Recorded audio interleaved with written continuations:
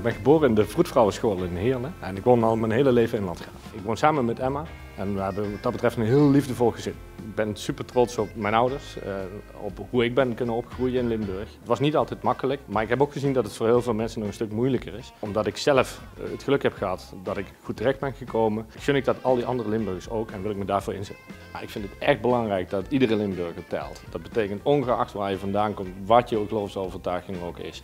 En dat betekent dat je gezond moet kunnen opgroeien, dat je gelijke kansen hebt en dat je je energierekening moet kunnen betalen.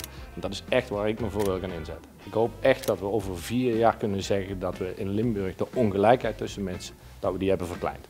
Als je gewoon kijkt naar wat Limburgers in Limburg allemaal doen, dan is dat zo bijzonder. Er wordt echt nog naar elkaar omgekeken in Limburg. Echt een provincie om trots op te zijn en iets wat ze in Den Haag ook mogen zien.